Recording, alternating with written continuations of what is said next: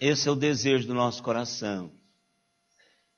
Cantar ao Senhor de todo o nosso coração, pela tão grande salvação operada em nossos corações pelo Teu Espírito Santo, mediante a poderosa palavra do Senhor. Muito obrigado, Deus, pela bênção de estarmos juntos hoje mais uma vez. Obrigado, Pai, porque esse dia é um dia especial, porque é um tempo em que o Senhor nos dá de representá-lo na vida e representá-lo de uma maneira singular, com todas as características que nós carregamos individualmente. Obrigado, Deus, porque esse dia foi criado pelo Senhor e nele nós nos alegraremos. Celebraremos o Teu nome, anunciaremos, ó Deus, as Tuas verdades. E queremos, ó Pai, que o Senhor esteja usando-nos para a honra e glória do Teu nome. Obrigado, Deus, por cada pessoa aqui presente, por cada pai aqui presente. Que Teu Espírito nos ajude na educação dos nossos filhos, nos ajude a abençoá-los, nos ajude, ó Deus, a conduzi-los no caminho do Senhor, a fim de que eles próprios, por si mesmos, possam caminhar futuramente neste caminho de salvação. Obrigado, Pai, também pelos nossos queridos irmãos que estão conectados conosco via internet. Que Teu Espírito também esteja invadindo a cada coração com a Tua graça e com as Tuas misericórdias. Obrigado, Pai, em nome de Jesus, nós Te oramos por esse tempo aqui. Amém, Senhor, amém. Poder sentar, irmãos. Hoje nós temos um trabalho especial e também temos o sepultamento da mãe do irmão Otávio, às 10h15. Então nós vamos tentar, alguns irmãos vão sair para o sepultamento, e pode ficar à vontade de fazer isso, mas vamos tentar dar uma acelerada para que todos possam participar desse momento especial na vida do nosso irmão, porque é um momento de dor e é um momento em que a igreja, pelo menos alguns dos irmãos, é bom estar presente. Todos nós conhecemos o irmão Otávio, sabemos do seu temperamento, né? Então vamos lá dar um apoio, depois durante a semana também, se puderem, por favor, vamos fazer algumas visitas. Nós estamos, irmãos, falando sobre Davi, e nós estamos no capítulo 3 de 2 Samuel, e por essa divina providência, nós começamos a falar da sua família, a família que fora constituída em Hebrom.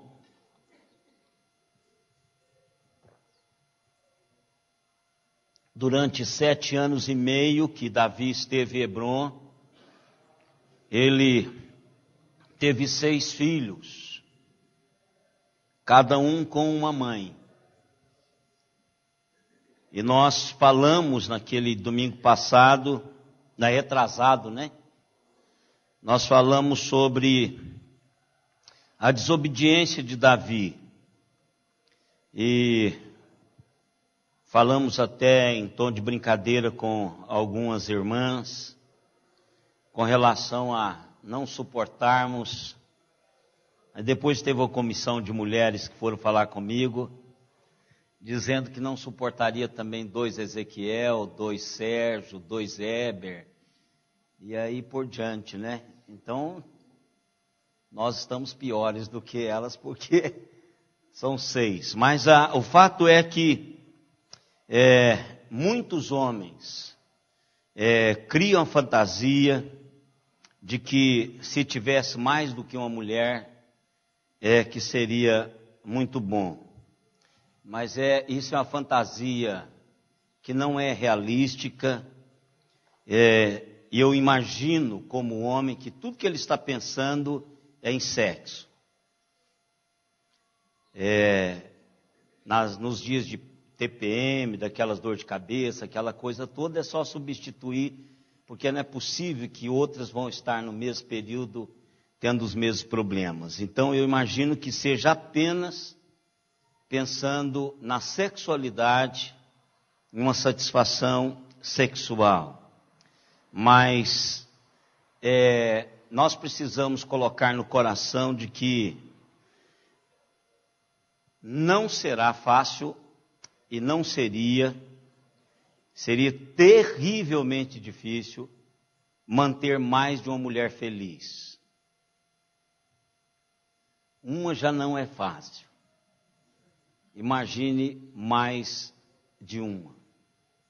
Então você pode até ter várias mulheres para ter relações sexuais, mas tornar esse ambiente gostoso, familiar, docilar, para que a mulher não adoeça, para que ela seja feliz de verdade. Eu acho que para qualquer homem, uma é o bastante para fazê-la feliz. E às vezes a gente termina a caminhada e as mulheres não viveram felizes. Então a gente precisa tomar muito cuidado com estas fantasias, com esta pauta da nossa cultura, da TV Globo e de outras redes de comunicação em massa. Então vamos prestar atenção nisso, porque isso traz consequências desastrosas sobre a vida familiar. Como nós vimos, Davi quebrou 2 princípios das Escrituras. E primeiro, que nós já estudamos, ele quebrou o princípio de que Deus havia dito que o rei de Israel não poderia multiplicar mulheres ou esposas. Ou seja, Deus sempre quis que aqueles que o servissem estivesse sendo um padrão diferenciado do seu tempo.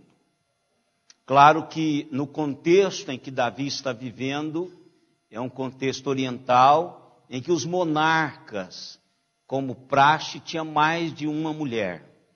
E isso mostrava o poderio do homem, não só do machismo, do macho da espécie, mas também a questão de poder econômico. Então, o que Deus queria que os seus monarcas, os seus representantes, vivessem de uma maneira diferenciada, é o que Ele quer que nós façamos hoje. Deus sempre escolheu para si um povo que tivesse na mente e no coração a perspectiva de viverem diferente do seu tempo. Por isso que nós somos separados do mundo, embora estando no mundo, para vivermos de maneira diferente do mundo. Às vezes nós não conseguimos, e não é fácil de verdade, mas a pauta de Deus para a vida do homem é uma contracultura. Ou seja, se você quiser viver para Deus, com certeza você vai viver contra a cultura que se estabelece na sua geração. E não importa em que geração você esteja, em todas as gerações nós temos tentações, provações contrárias ao que Deus quer que vivamos. Então, a primeira coisa que Davi fez foi quebrar esse princípio, porque ele deveria fazer. A segunda realidade que Davi fez foi ter, além de ter mais mulheres do que a Bíblia estava sinalizando, ele casou-se com mulheres estrangeiras. Essa aqui era outra pauta que Deus colocou para todos os filhos de Deus. Então Deus diz, olha, para onde vocês estão caminhando, vão ter mulheres e mulheres bonitas, não é? Mulheres bonitas. Agora, não casem com elas, porque à medida que vocês casarem com elas, elas vão trazer consigo toda uma cultura espiritual. Irmãos, Quem se converteu depois de ter tido caminhadas espirituais em várias direções, sabe da dificuldade que é ser formatado pelo Espírito Santo de Deus no caminho do Senhor. É uma luta contínua. Todo o tempo eu tenho acompanhado lutas de irmãos que se convertem para deixar um punhado de rastros históricos, tradicionais. E ainda assim, quando vem, ainda traz alguma lembrança daquela realidade vivida espiritualmente lá atrás. Então, quando Deus diz assim, olha, não case com a mulher estrangeira, case com a mulher do povo, do seu povo, procure casar com ela. Por quê? Porque Deus estava dizendo que essa pessoa que vai vir, ela vai trazer Deus. E foi isso que aconteceu. Foi isso que aconteceu. Quer dizer, começa com Davi e termina com Salomão, que o próprio Davi diz, olha, eu olho para os montes de onde me virá o socorro. Ou seja, em todo o outeiro em volta de Jerusalém tinha um santuário. Tinha um santuário.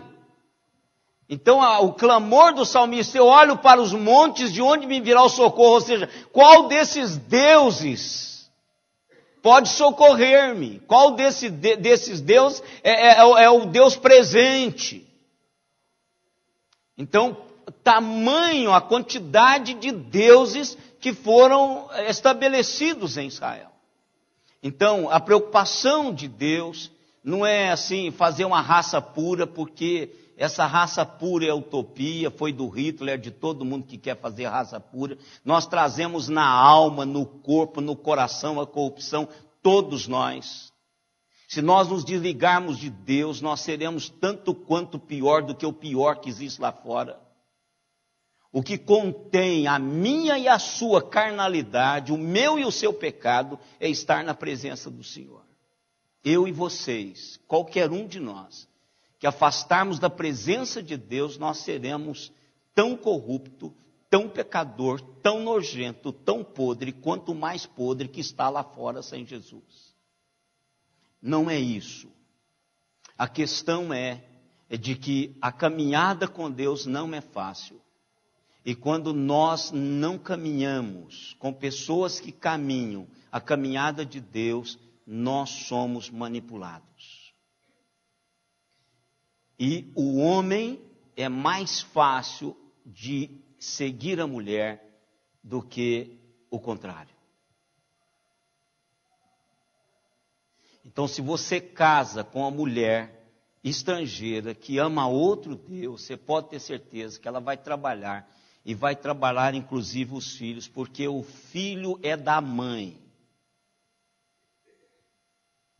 Põe isso na sua cabeça. O filho é da mãe, não é do pai. O pai tem que conquistar o coração do filho. E se o filho tiver que optar entre a mãe e o pai, se não for por dinheiro, ele fica com a mãe. Porque às vezes quando o filho opta pelo pai é por causa dos bens que o pai, das benevolências que o pai tem a oferecer que a mãe não tem. Mas depois que ele vê que isso não vale nada, ele opta pela mãe. E abandona o pai. Então, o filho é da mãe, não é do pai. Foi a mãe que gerou. A nossa participação é quase nula nesse negócio. A ligação de alma, de coração, de mente, o filho tem com a mãe, não é com o pai. O pai precisa de conquistar o coração do filho. Então, quando o Senhor Deus diz assim, não case com mulher estrangeira, ele está assim, olha, cuidado, porque o Deus dessa mulher vai ser o Deus dos seus filhos. Com raríssimas exceções. Então, tome cuidado para você não mesclar conceitos, princípios e perder o princípio das Escrituras. Agora, para mim, irmãos, como nós fizemos aquela pergunta domingo passado, por que é que a Bíblia não condena taxativamente a poligamia de Davi, assim, aqui. Por que o Espírito Santo não diz assim, olha, Davi, você vai perder o reino por causa disso, tal? É porque a minha e a sua vida, ela é uma história completa. E Deus é um Deus paciencioso, longânimo. E às vezes o que Deus quer fazer, até com os estercos que nós produzimos, que aí vocês põem naquela palavra, é aquilo mesmo que quer dizer. Porque depois transforma em esterco. Até mesmo isso que Deus quer fazer é muito maior do que eu e você. Não é uma desculpa para pecar. Até porque o pecado não tem desculpa. Porque as consequências virão inevitavelmente. Não há nenhum pecado que eu e você cometamos que ele não tenha consequências. Agora ou no futuro. Talvez você nem vai estar aqui para ver as consequências da burrada que você fez lá atrás. Mas elas virão. Então não há justificativa para o pecado. Pecado precisa ser levado à cruz de Cristo e pedir perdão. Ali é o lugar onde se resolve o pecado. Lugar para resolver pecado é aos pés da cruz de Cristo. E em lugar nenhum mais. Então a gente vai e faz. Mas às vezes, Deus não pune no momento, porque Deus tem algo ainda muito maior do que até o meu próprio pecado, para que através do meu pecado alguma coisa aconteça lá na frente, mas eu vou pagar caro por isso. Não se torna em escândalos às vezes. A maioria dos nossos pecados não se torna em escândalo. A maioria dos nossos pecados, nós mesmos carregamos as consequências dele, ou talvez pessoas mais próximas, e fica num sigilo entre eu, o diabo, o cúmplice e Deus. Né? E sempre com medo do cúmplice contar. Então você fica algemado a essa realidade a vida toda. Se está em sigilo, sempre que você lembra desse pesadelo, você pode criar um desconforto íntimo. Será que algum dia ela vai dar com a língua nos dentes? Será que algum dia ele vai dar com a língua nos dentes? E a gente fica sempre nessa prisão eterna, que eu chamo de prisão histórica. Mas o que aconteceu aqui? Não foi punido na hora, mas nós vamos acompanhar a história desses 6 filhos, e aí nós vamos ver que a realidade da vida desses filhos trouxeram dores tremendas ao coração de Davi. E a gente às vezes não pensa nisso. Nós praticamos o pecado inconsequentemente. Nós não pensamos em amanhã. Eu fico só pensando assim, irmãos, se fosse dado a Abraão um momento só, Abraão, pai da fé, um momento só de abertura entre a eternidade e o tempo, ele pudesse olhar numa fresta a ajudinha que ele deu a Deus olhando para os Iatolás Comeínes. Porque são os descendentes de Ismael. Imagina, Deus não vai fazer isso porque não vai ficar na eternidade tranquilo. Mas se fosse dado, irmãos, Abraão arrepiaria a alma pura. Aquela mãozinha combinada com a esposa. Ah, estou velho mesmo, essa promessa de Deus fica com a outra. O Ismaelzinho vem, inocente, o camarada bonitinho, deu alegria para o papai, mas ao mesmo tempo deu tristeza para o papai. Papai teve que despedi-lo, porque senão a Sara o comia vivo lá. Eu imagino a angústia daquele velhinho não ter esperado na promessa do Senhor e ter tentado, com os seus meios, ter um descendente. Eu não diz na Bíblia que ele ficou tendo relação sexual com ela. Foi só uma vezinha. E aí nós pensamos assim, que desgraça, foi tão rápido e a desgraça chegou desse tamanho. Porque é assim que acontece. Rápido, com medo, não faz direito. E a desgraça chega de um tamanho que esses... nem vou dizer o tempo. Aquela coisa de coelho. E a desgraça invade, irmãos, os séculos. E eu vou dizer uma coisa para vocês, ainda não chegou o final. Ainda não chegou o final. Os descendentes de Ismael crescem muito mais do que os descendentes de Isaac. A influência dos descendentes de Israel no mundo é muito maior do que os descendentes de Isaac no mundo. Enquanto os descendentes de Isaac estão tendo um único filho, para perpetuar a história, os descendentes de Ismael estão tendo 10. E tem estudo sobre isso. Enquanto os descendentes de Isaac se limita a 2 filhos, os descendentes de Ismael não têm limitação. Enquanto os descendentes de Isaac têm medo de morrer pela missão, os descendentes de Ismael não têm medo de morrer pela missão. Enquanto os descendentes de Isaac não têm, às vezes, a convicção da eternidade, os descendentes de Ismael, apesar de não ter o que nós temos como base de uma eternidade garantida, eles morrem por isso, com a esperança de que vão ter isso lá do outro lado. Claro, com todos floreiam, inclusive mulher. Então, cuidado com o pecado. Pecado traz consequências inimagináveis. E o pior, vem depois que a gente vai embora.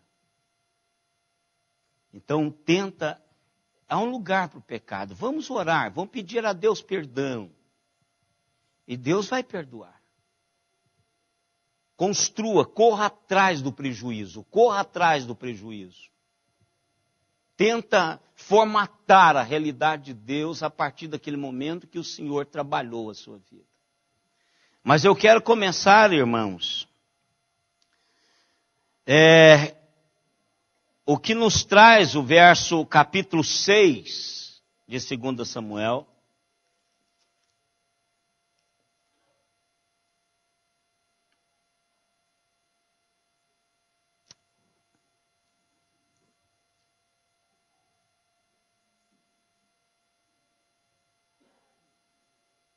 Não é o 6, né? É de 2 Samuel. Não, é com Aminon. Hein? Não, é o Aminon que eu quero.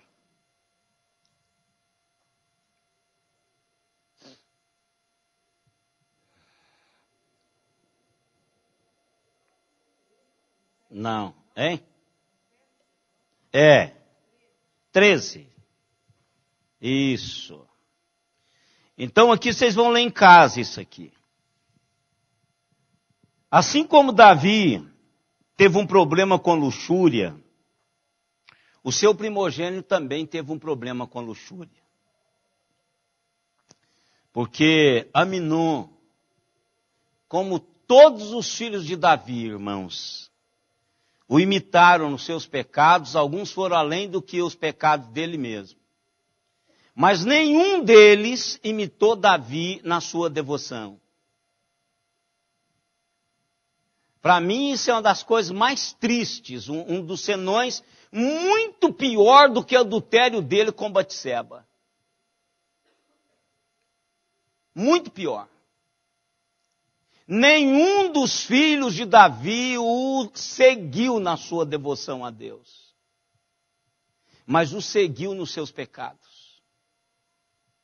Aminon, ele seguiu seu pai no que diz a luxúria.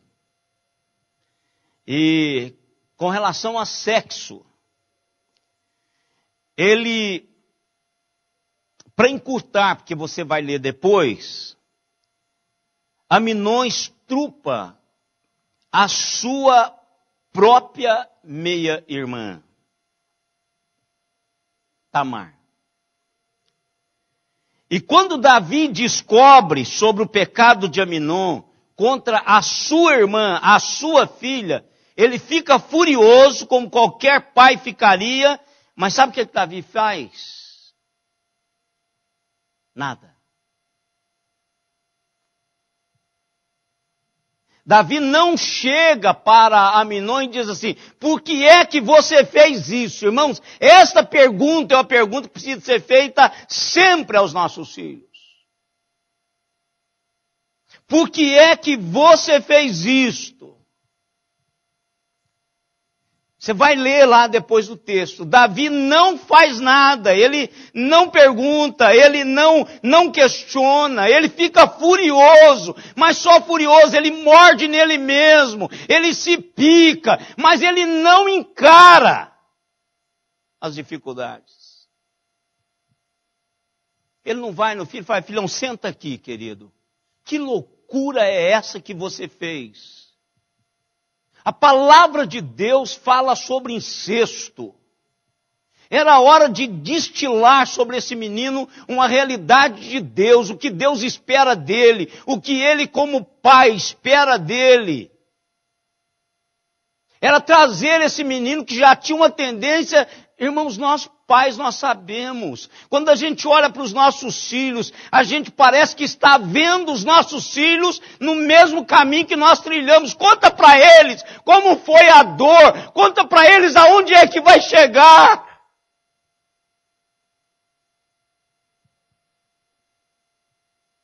Diga, filho, papai já sabe onde você vai chegar, filho. O papai já passou por isso. O papai já teve dores tremendas. A mamãe já teve dores tremendas.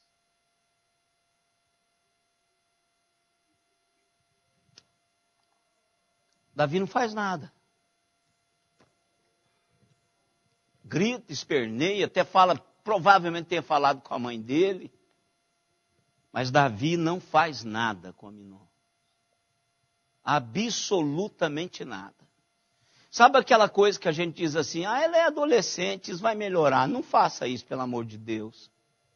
Não vai melhorar. O coração dos nossos filhos, apesar de estarem aqui, são corruptos. Como o meu e o seu. Nós precisamos, irmãos, não é fácil ter esse tete a tete, não é fácil. Às vezes nós gostaríamos de deixar passar a coisa, nós gostaríamos de deixar o tempo fazer com que ele cresça, Irmãos, não existe isso, a nossa mente ela é somatória, ela vai codificando e nós vamos achando que isso é certo. E nós vamos abrindo brechas lá na frente, a consequência vai chegar e vai arrebentar a vida das pessoas. Se você ainda não assistiu como casal, assista Prova de Fogo. Nunca vi um filme tão contextualizado como esse filme, Prova de Fogo. Você vai se surpreender no final. Eu não vou contar porque quantos aqui já assistiram? Levanta a mão. Mas ainda tem muita gente que ainda não assistiu. Qualquer locadora. Eu acho que até baixa esse negócio por aí. Quem está bom para baixar? Chora? É na locadora. Prova de Fogo. Momentos difíceis precisam ser tratados de uma maneira delicada e difícil. Camarada faz toda uma trama. Dá uma olhada lá para você ver. Homem É isso que é o homem. Não pense que você é diferente, que seu filho vai ser diferente. O homem é desse jeito. Ela era uma boa cozinheira, como qualquer uma das nossas meninas. Fazia um bolo perfeitamente. O desgraçado desse irmão, que a deveria dar segurança, é exatamente o irmão que lhe faz mal. Menina vai, faz o bolo para ele, ele a força e a estrupa. Própria irmã. Aí forma um buraco na alma dela que é gigantesco. À medida que ela vai crescendo, esse buraco vai ficando enorme. E que vai durar a vida toda.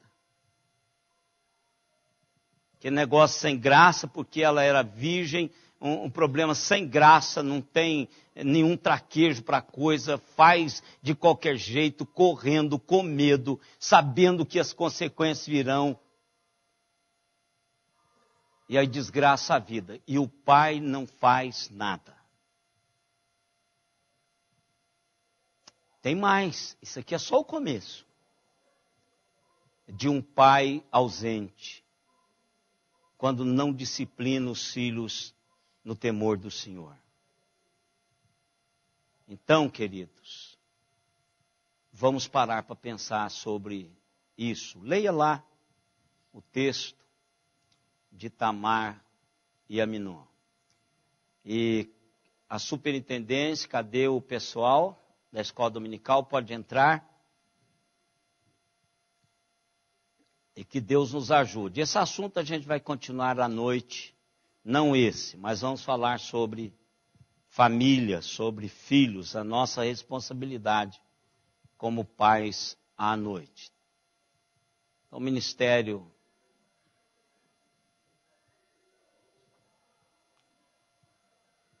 aqueles irmãos que vão ao sepultamento, acho que as mães deveriam deixar os pais aqui.